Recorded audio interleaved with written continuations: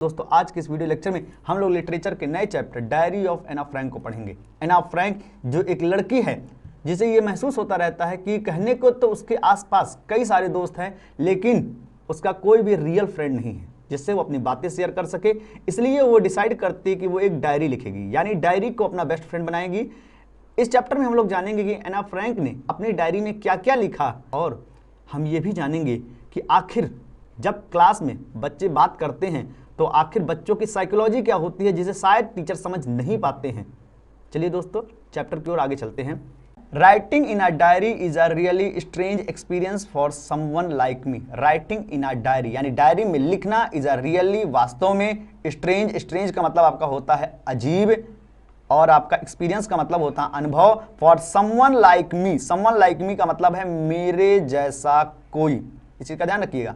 Someone like me यानी मेरे जैसा कोई। तो डायरी में लिखना वास्तव में एक अजीब अनुभव है और वो किसके लिए? मेरे जैसे कोई के लिए, यानी मेरे जैसे व्यक्ति के लिए डायरी में लिखना एक अजीब अनुभव है। Not only because I have never written anything before but also because it seems to me that later on neither I nor anyone else will be interested in the musings of a 13-year old school girl. अब इतने बड़े sentence की meaning निकालने का सबसे आसान तरीका यह है कि इसे टुकड़ों में पढ़िए और हर एक पार्ट की मीनिंग हिंदी में निकाल लीजिए और फिर बाद में लास्ट में उन सभी को ऐड करके आप कंप्लीट सेंस निकाल लेंगे। क्या कह रहा है? Not only because I have never written anything before but also. आपको दिख गया नॉट ओनली बट ऑल्सो, और आप जानते हैं कि नॉट ओनली बट ऑल्सो जो है ये आपका कंजंक्शन है, वो भी पेयर कंजंक्शन। इसका मतलब होता है ना केवल बल्कि। आगे क्या कह रहा है कि नॉट ओनली बिकॉज, यहां बिकॉज का मतलब है इसलिए, ना केवल इसलिए। I have never written anything before, मैंने इससे पहले, बिफोर का मतलब है पहले, इससे पहले मैंने कुछ नहीं लिखा है। बट ऑल्सो बल्कि, बिकॉज इट सीम्स, सीम्स का मतलब है प्रतीत होना, ऐसा प्रतीत होता है मेरे लिए that later on neither I, later on का मतलब बाद में, कि बाद में नाइदर आई नॉर एनीवन, एक और आपको कंजंक्शन मिल गया, वो है पेयर कंजंक्शन, वो है नाइदर नॉर। इसका मतलब होता है ना तो ये और ना तो वो, और ये और वो आपका सब्जेक्ट होता है। जैसे यहां पर है neither I nor anyone else, ना तो मैं ना ही कोई दूसरा, एनीवन एल्स का मतलब है दूसरा, will be interested in the musings. Musings मतलब आपका होता है विचारों। देखिए आप यहां एस लगा हुआ लास्ट में, यानी आपका क्या हो गया? प्लूरल हो गया। विचारों of a 13-year old school girl, आपकी 13 साल की जो है स्कूल जाने वाली लड़की का, यानी ये कह रही है कि ना केवल मैंने इससे पहले कुछ लिखा है बल्कि मुझे कभी कभी लगता है कि ना तो मैं और ना ही बाद में कोई और व्यक्ति एक 13 साल की स्कूल जाने वाली लड़की के विचारों को पढ़ेगा। तो जब कोई पढ़ने वाला ही नहीं है तो आखिर मैं लिखूं क्यों? ये इसके विचार है।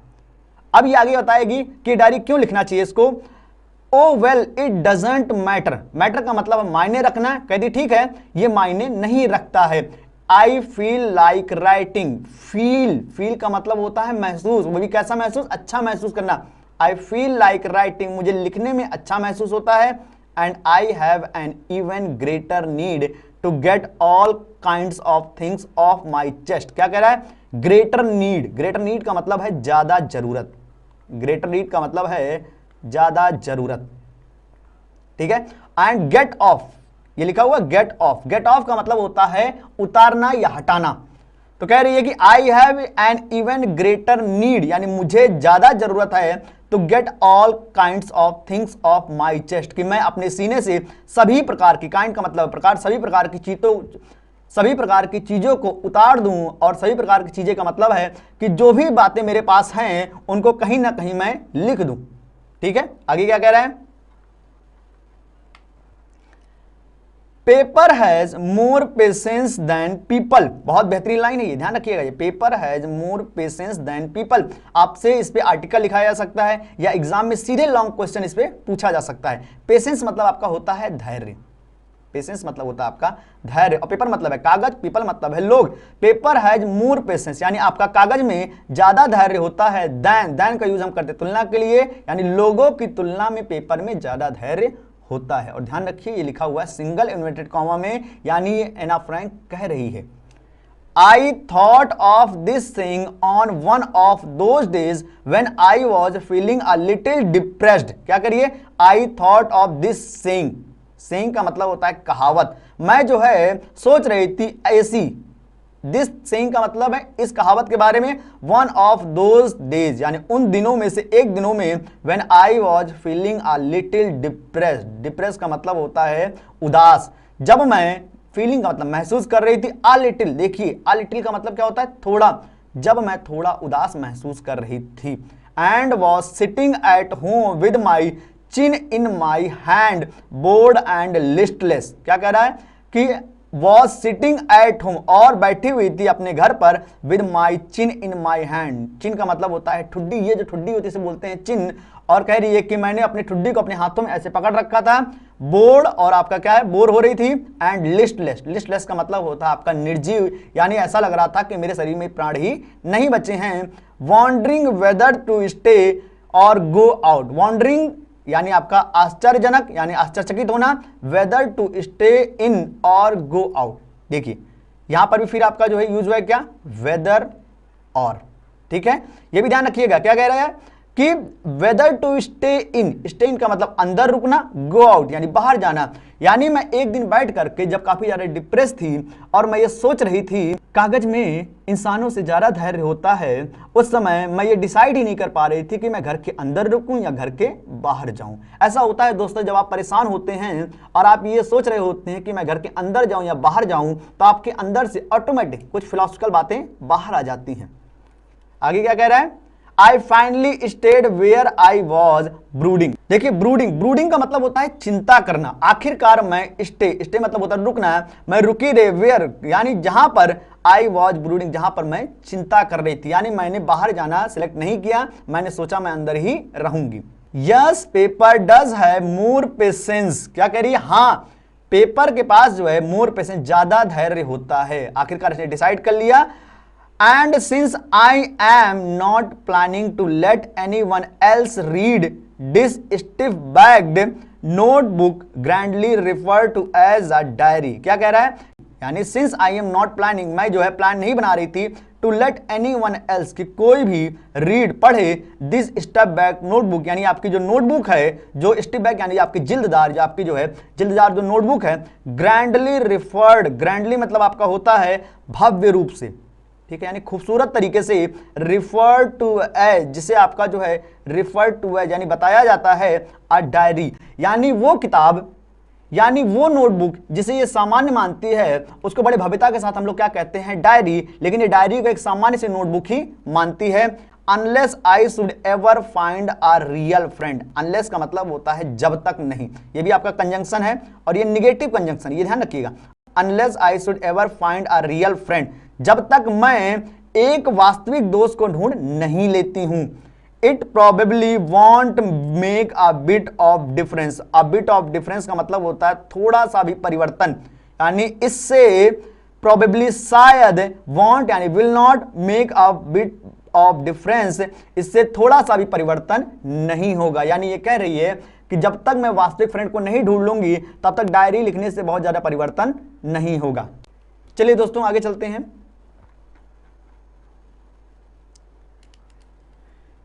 Let me put it more clearly since no one will believe that a 13-year-old girl is completely alone in the world. Let me put it more clearly. चलो मैं put it का मतलब है बताना. put it का मतलब क्या है? बताना. put it का मतलब क्या है? बताना. कि चलो मैं बताती हूं मोर क्लियरली और ज्यादा स्पष्ट रूप से. क्लियरली स्पष्ट रूप से. Since no one will believe भले ही नो वन कोई भी बिलीव विश्वास करेगा डेट अ 13-year-old गर्ल कि 13 साल की लड़की is completely alone in the world. ये पूरी दुनिया में पूरी तरीके से, कंप्लीटली का मतलब है पूरी तरीके से अकेली है. यानी ये क्या कह रही है कि मैं एकदम क्लियरली बता देना चाहती हूं भले ही मेरी एज 13 साल की हो लेकिन मैं इस दुनिया में अकेली लड़की हूं. एंड आई एम नॉट और मैं नहीं भी हूं. यानी ये खुद ही विरोधाभास में फंसी हुई है. I have loving parents. मेरे पास जो हैं वो प्यार करने वाले माता पिता हैं. एंड अ 16-year-old सिस्टर और 16 साल की एक बहन भी है. And there are about 30 people I can call friend, about का मतलब है लगभग, और लगभग 30 लोग हैं जिन्हें मैं, कॉल का मतलब है बुलाना, जिन्हें मैं दोस्त बुलाती हूँ। I have a family loving aunts and a good home, मेरे पास मेरा परिवार है, लविंग आंट्स प्यार करने वाली आपकी जो आंटीज लोग हैं, एंड अ गुड होम एक बहुत अच्छा घर भी है। No on the surface I seem to have everything, नहीं ऑन द सरफेस यानी धरातल में यानी देखने में, आई सीम्स मुझे ऐसा लगता है, टू हैव एवरीथिंग कि मेरे पास सब कुछ है, except my one true friend, सिवाय, एक्सेप्ट का मतलब होता है सिवाय, माई वन ट्रू फ्रेंड मेरे एक वास्तविक दोस्त के। यानी मुझे ऐसा कभी कभी लगता है कि भले ही मैं देखने के लिए मेरे पास सब कुछ मौजूद हो, परिवार है, आंटी हैं, दोस्त हैं, घर है, लेकिन मेरे पास कोई भी सच्चा दोस्त नहीं है। दोस्तों, क्या आप भी कभी कभी ये महसूस करते हैं कि भले ही आपके पास सब कुछ है लेकिन आपके पास एक सच्चे दोस्त की कमी है? तो आप कमेंट बॉक्स में बताइए ताकि हमको भी ये पता चले आखिर कितने स्टूडेंट खुद को इस कहानी में एना फ्रैंक से रिलेट कर पा रहे हैं। आगे क्या कह रहे हैं? All I think about when I am with friends is having a good time. All I think यानी सब कुछ जो मैं सोचती हूँ, when I am with friend जब मैं अपने दोस्तों के साथ होती हूँ, is having a good time, having का मतलब यहाँ व्यतीत करना, अपने दोस्तों के साथ स्पेंड टाइम, हैविंग का मतलब होता है व्यतीत करना, गुड टाइम यानी अच्छा समय, यानी ये सब कुछ मैं जब अपने दोस्तों के साथ अच्छा समय व्यतीत कर रही हूँ तब मैं सोच रही होती हूँ कि भले ही मेरे पास कहने को दोस्त बहुत हैं लेकिन कोई भी मेरा सच्चा दोस्त नहीं है। I can't bring myself to talk about anything, क्या कह रहा है कि I can't bring myself, bring मतलब यहां तैयार करना, वैसे तो होता है लाना लेकिन यहां मतलब तैयार करना, मैं खुद को, माई सेल्फ मतलब खुद को तैयार नहीं कर पाती हूं, टू टॉक अबाउट एनीथिंग यानी किसी भी चीज के बारे में, अबाउट का मतलब बारे में, but ordinary every day things, बल्कि रोजाना की चीजों के बारे में भी मैं जो है तैयार नहीं कर पाती, यानी मैं जो है दोस्तों से अपने बारे में नहीं बल्कि आपके जो डेली लाइफ की चीजें उनके बारे में भी डिस्कस नहीं कर पाती हूँ।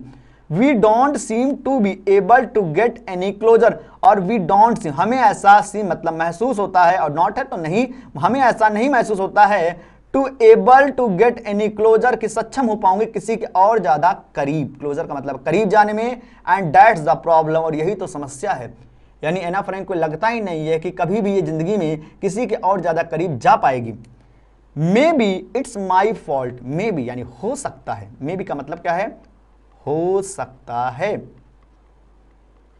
इट्स माई फॉल्ट, ये इट्स का मतलब ये, माई फॉल्ट मेरी गलती है, that we don't confide in each other, confide का मतलब होता है विश्वास करना, कि हम एक दूसरे में, ईच अदर का मतलब होता है एक दूसरे में, ईच अदर का मतलब होता है एक दूसरे में, कि हम एक दूसरे में विश्वास नहीं कर पाते हैं। एना फ्रैंक कह रही है कि हो सकता है कि हम दोस्त लोग जो है एक दूसरे में विश्वास नहीं कर पा रहे, इसमें मेरी गलती हो। इन एनी केस, जैसा दूसरे केस में देखिए इन्वर्टेड को आपका देखिए दो कॉमास के बीच में लिखा गया है, यानी केस के बारे में बताया गया है, that's just how things are, जैसे कि आपकी चीजें होती हैं, एंड अनफॉर्चुनेटली और दुर्भाग्य से, they are not liable to change, liable to change का मतलब होता है परिवर्तनशील, और दुर्भाग्य से वो चीजें अपरिवर्तनशील हैं, यानी नॉट लगा हुआ है तो परिवर्तनशील नहीं है यानी अपरिवर्तनशील हैं। This is why I have started the diary, this is why इसी कारण से, I have started the diary मैंने डायरी लिखना शुरू कर दिया है। पहली बात तो मैं अपनी डेली रूटीन की लाइफ जब लोगों डिस्कस नहीं कर पाती तो अपनी पर्सनल लाइफ कहां डिस्कस करूंगी। फिर ये कहती है कि हो सकता है कि लोगों की प्रॉब्लम ना हो, ये मेरी प्रॉब्लम हो, और मुझे लगता है कि ये प्रॉब्लम कभी दूर भी नहीं होगी और इस कारण से मुझे डायरी लिखना प्रारंभ करना पड़ेगा। देखिए आगे क्या कह रहा है, to enhance the image of his long awaited friend in my imagination, enhance का मतलब होता है बढ़ाना, image of this long awaited friend यानी आपका क्या हो गया, लंबे समय से इंतजार करता दोस्त, यानी मेरी कल्पना में लंबे समय से जो है ये दोस्त का जो इंतजार है वो बढ़ता जा रहा था। I don't want to jot down the fact in this diary, jot down का मतलब होता है लिखना, याद रखिएगा यहाँ पर राइटिंग यूज किया गया है, यहाँ पे लिखा गया है जॉट डाउन, और जॉट डाउन का मतलब होता है लिखना। The fact in this diary, क्या कह रही है कि मैं नहीं लिखना चाहती अपनी डायरी में ये fact the way most people would do, जैसा कि बहुत से लोग करते हैं, यानी एना फ्रैंक ने डिसाइड किया कि अपनी डायरी में तथ्यों को नहीं लिखेगी, जो वास्तविक चीजें होंगी उनको ही वो लिखेगी। But I want the diary to be my friend, यानी आई वॉन्ट, वॉन्ट का मतलब होता है चाहना, लेकिन मैं डायरी को अपना फ्रेंड मानना चाहती हूँ। और जब हम किसी को दोस्त मानते हैं तो उससे हम फैक्ट पे बात नहीं करते हैं, बल्कि हमारी जो दिल की फीलिंग होती है उस फीलिंग को हम शेयर करते हैं। और एना फ्रैंक ने डिसाइड किया है कि वो डायरी में तथ्य न लिख करके अपनी फीलिंग्स को वो लिखेगी। And I am going to call this friend Kitty, और मैं अपने इस दोस्त को कहने वाली हूं किटी। आगे क्या कह रहा है, since no one would understand a word of my stories to Kitty if I were to plunge right in. Plunge in का मतलब होता है डूबना। प्लंग इन का मतलब क्या होता है, डूबना। अब इस लाइन को हम यहां से पढ़ना शुरू करेंगे। If I were to plunge right in, अगर मैं अभी जो है डूब जाती हूँ, ठीक अभी, राइट मतलब ठीक अभी डूब जाती हूँ। नो वन वुड अंडरस्टैंड, कोई भी नहीं समझ पाएगा, a word of my stories to Kitty, एक भी शब्द जो मैंने किटी में लिखा हुआ, किटी यानी डायरी में। एना फ्रैंक कह रही है कि मान लीजिए अगर अभी मुझे कुछ हो जाता है तो मेरी लिखी हुई बात को कोई भी ये समझ नहीं, मेरी लिखी हुई बात को कोई भी समझ नहीं पाएगा। I would better provide a brief sketch of my life much as I dislike doing so। क्या कह रही है, I would better provide, provide का मतलब होता है उपलब्ध कराना, a brief sketch of my life, a brief sketch of my life, I would better provide, यानी मैं अच्छे तरीके से उपलब्ध कराऊंगी a brief sketch of my life, मेरी जिंदगी का एक संक्षिप्त जो आपका परिचय है वो मैं उपलब्ध कराऊंगी। much as I dislike doing so, हालांकि यानी much as जितना ज्यादा, आई डिसलाइक मतलब ना पसंद करती हूँ ऐसा करने में। यानी एना फ्रैंक को अपने परिवार के बारे में, अपने बारे में बताना पसंद नहीं है, फिर भी वो जो है यहाँ पर आपको अपने परिवार के बारे में थोड़ा बहुत बताने जा रही है। My father the most adorable father I have ever seen did not marry my mother. क्या कह रही है, माई फादर, देखिए कॉमा कॉमा यानी दो कॉमा के बीच में जो लिखा गया है ये इससे पहले आने वाले जो है नाउन के बारे में बता रहा है। My father the most adorable, adorable मतलब आपका होता है सम्माननीय, ठीक है। The most adorable father I have ever seen, यानी मेरे पिताजी जो बहुत ज्यादा सम्माननीय हैं, जितनों को मैंने देखा, आई हैव एवर सीन जितना मैंने देखा है। Did not marry my mother, उन्होंने मेरी मां से शादी नहीं की थी। अंटिल, अंटिल जब तक नहीं, यानी वो कब तक नहीं की थी उन्होंने, यानी कब तक नहीं की थी। He was 36 and she was 25, जब तक वो 36 साल के नहीं हो गए और सी यानी मेरी माँ 25 की नहीं होगी। यानी मेरे पिता जो है जब तक मेरी माँ की एज 25 और उनकी एज 36 नहीं हो गई तब तक उन्होंने मेरी माँ से शादी नहीं की थी। My sister Margot was born in Frankfurt in Germany in 1926। My sister, देखिए दो कॉमास के बीच में, मेरी सिस्टर जिसका नाम क्या है मार्गॉट, वो पैदा कब हुई थी 1926 में, वो भी कहाँ, फ्रैंकफर्ट इन जर्मनी, जर्मनी के फ्रैंकफर्ट में मेरी बहन का जन्म हुआ था। आई वॉज बॉर्न ऑन 12 जून 1929, जबकि मेरा जन्म कब हुआ था 12 जून 1929 को। ध्यान रखिएगा ये आपके एमसीक्यूज में क्वेश्चन पूछे जाते हैं कि मार्गॉट का जन्म कब हुआ था या फिर एना फ्रैंक का जन्म कब हुआ था। ऐसे क्वेश्चन के लिए आपको जो है चैप्टर को बहुत ध्यान से पढ़ना चाहिए। I lived in Frankfurt until I was 4। क्या कह रहा है, I lived in Frankfurt, मैं फ्रैंकफर्ट में रही जब तक मैं 4 साल की नहीं हो गई, यानी 4 साल तक मैं जो है फ्रैंकफर्ट में ही रही। My father emigrated to Holland in 1933। एमिग्रेटेड का मतलब होता है बाहर जाना, ठीक है। तो मेरे जो पिता थे वो आपका बाहर गए थे, कहाँ, हॉलैंड में 1933 में। माई मदर, मेरी जो माँ थी, एडिथ हॉलैंडर फ्रैंक, यानी देखिए दो कॉमर्स बीच में लिखा हुआ है, यानी इसकी मां का नाम क्या है, Edith Hollander Frank. Went with him to Holland in September, went with him यानी साथ गई थी उनके हॉलैंड इन सितंबर, हॉलैंड को सितंबर में, यानी मेरी मां जो थी वो उनके साथ जो है सितंबर में चली गई थी Holland. While Margot and I were sent to the Aachen to stay with our grandmother, जबकि while मतलब जबकि Margot and I, मुझे और Margot को were sent to का मतलब होता है भेजना, यानी भेज दिया गया था। Aachen, Aachen देखिए प्रॉपर नाउन है, कैपिटल लेटर में लिखा हुआ है, यानी आपका एक प्लेस का नाम है। Aachen भेज दिया गया था टू स्टे विद, यानी साथ रहने के लिए, आवर ग्रैंड मदर, हमारी दादी माँ के साथ, यानी हमारी दादी माँ के साथ रहने के लिए हमें फ्रैंकफर्ट से आचेन जो है भेज दिया गया था। और हम का मतलब है एना फ्रैंक और उसकी सिस्टर मार्गॉट को।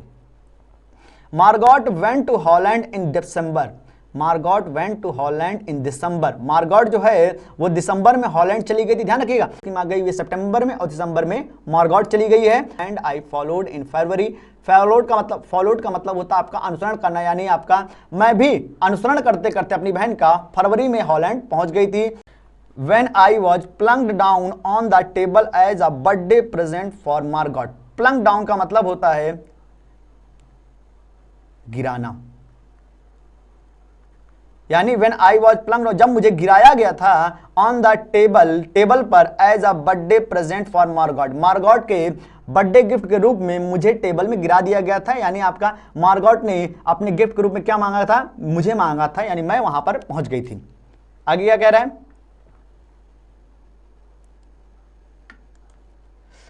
I started right away at the Montessori nursery school. I started, मैंने शुरू किया, राइट अवे, ठीक उसी समय, at the Montessori nursery school, यानी मैंने जो है ठीक उसी समय मॉन्टेसरी नर्सरी स्कूल में पढ़ना शुरू किया। I stayed there until I was 6, मैं वहां रुकी रही जब तक मैं 6 साल की नहीं हो गई। एट विच टाइम, यानी उस समय, I started in the first form, मैंने जो है पहली क्लास में एडमिशन ले लिया। इन द 6th फॉर्म, और छठी क्लास में, my teacher was Mrs Kuperus the headmistress, और छठी क्लास में मेरी जो शिक्षक कौन थी, Mrs Kuperus the headmistress, यानी वो प्रधानाचार्य भी थी। At the end of the year, साल के अंत तक, we were both in tears as we said a heartbreaking farewell, और वी वर बोथ यानी हम दोनों जो थे वो इन टीयर्स यानी आपका आंसुओं में थे, यानी हम दोनों रो रहे थे। We said a heartbreaking farewell, जब हमें जो है दिल को दहलाने वाला, दिल को तोड़ने वाला एक फेयरवेल पार्टी दी गई थी, जब हमें दिल को दहलाने वाली, दिल को तकलीफ पहुंचाने वाली फेयरवेल पार्टी दी गई। यानी फेयरवेल पार्टी में मैं यानी एना फ्रैंक और मेरी टीचर हेडमिस्ट्रेस मिसेज क्यूप्रस जो थी, हम दोनों काफी ज्यादा रो रहे थे। इन द समर ऑफ 1941, 1941 की गर्मियों में, ग्रैंड माँ फेल इल, दादी माँ बीमार हो गई, and had to have an operation. Had to have, देखिए यहाँ पे हैड और यहाँ पे टू हैव, और उनका ऑपरेशन किया गया। So my birthday passed with little celebration, pass का मतलब होता है गुजरना, इसलिए मेरा बर्थडे जो है वो लिटिल सेलिब्रेशन, देखिए लिखा हुआ है छोटे मोटे सेलिब्रेशन के साथ मेरे बर्थडे को जो है मना लिया गया। मेरे बर्थडे में बहुत बड़ा सेलिब्रेशन नहीं किया गया। ग्रैंड माँ डाइड इन जनवरी 1942, और जनवरी 1942 में मेरी दादी माँ का देहांत हो गया।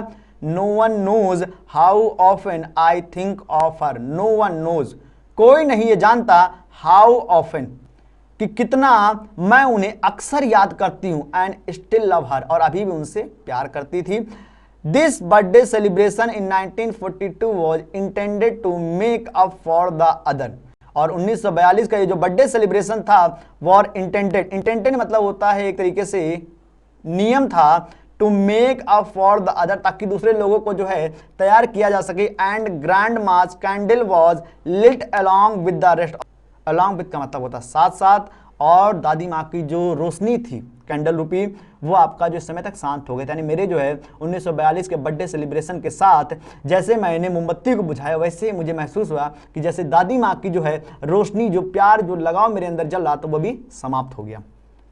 The 4 of us are still doing well, और हम चारों, कौन, एना फ्रैंक की माँ, एना फ्रैंक के फादर, एना फ्रैंक की बड़ी बहन मार्गॉट, हम चारों जो है स्टिल डूइंग वेल, हम सब अच्छा कर रहे थे। And that brings me to the present date of 20 June 1942, और दैट ब्रिंग्स मतलब ले आना, और ये मुझे ले आया है आज का प्रेजेंट डेट, या जो आपका जो है प्रेजेंट डे का मतलब वर्तमान दिन में ले आया है 20 June 1942, and the solemn dedication of my diary, और सोलेमन मतलब औपचारिक रूप से मैं अपनी डायरी को एक बार फिर से डेडिकेट कर रही हूं। यानी अब कहानी जो आगे चलेगी उसमें उसने अपनी डायरी में जो लिखा हुआ है उस डायरी को हम लोग पढ़ेंगे। अभी तक उसने अपना ब्रीफ डिस्क्रिप्शन थोड़ा सा दिया हुआ था।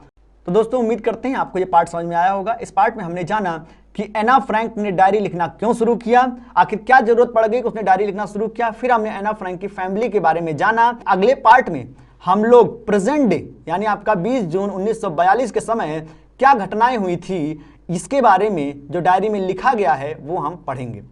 चलिए दोस्तों अब हम लोग इस पार्ट से एमसीक्यूज को देख लेते हैं। पहला एमसीक्यू है, writing in a dash is a really strange experience for someone. Option A homework, option B book, option C diary, option D joke.